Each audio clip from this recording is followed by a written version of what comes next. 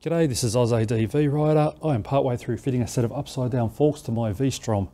I've been recording the process as I go, and I've decided to break it down into a series of shorter videos.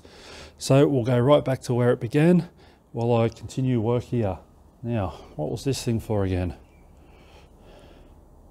G'day, this is Oz ADV Rider. In this video, I'm going to be fitting some upside down forks to my 2008 Suzuki V-Strom 650. Now, quick disclaimer, if you're going to try this yourself, I'm not an expert. I've never done this before. It's going to be trial and error, and I'm going to be just recording the process and showing you what I found. So just because someone has a camera and a YouTube channel does not mean they are an expert. Just remember that. So the forks in question, these are off a 2009 Yamaha WR450. So we'll just have a quick look at the bike. There's a few things to consider if you're going to attempt this yourself. This is a 2008 V-Strom 650 and I have removed 20 to 30 kilograms off it. I've raised it 2 inches. I have an Africa twin shock at the rear for more height and travel. It is not ideal, but it's working pretty well. I will look at replacing that in the near future. Up front, I have extended my damper rods by 40 millimeters to give me more height and travel. It works quite well like this. I had looked at putting better springs and a cartridge emulator in it, but big part of the problem with these forks is the flex, and now that I've made them longer, the flex is worse.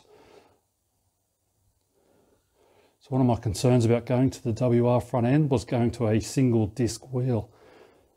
So before I went out and bought the front end, I fitted up a 21-inch wheel. This is actually off a YZ450. And I fitted a 320 millimeter oversized disc by Stopp. That's the V-Strom caliper and master cylinder, and it brakes really well.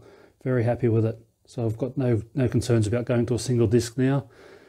The wheel handles great off-road, heaps better. I've always liked the 19-inch on the V-Strom. I think it's a good compromise for an adventure bike. But I'm trying to make this bike as off-road capable as possible, so the 21-inch wheel makes sense. It just rolls through the bumps a lot easier. Grips a lot better. Being narrower, it seems to just hang on a lot better. I'm not losing the front end constantly. Part of that's the tyres, but yeah, really happy with it. Anyway, let's go look at these forks. So my first job's going to be to try and shorten these forks and restrict the travel. These have 300 millimeters of travel. My bike has a bit over 200 millimeters of ground clearance. So I don't want the bike bottoming out before these do. So yeah, let's pull them apart and see what we find. There we go, pull the whole lot out. Now our travel is restricted to 225 millimeters.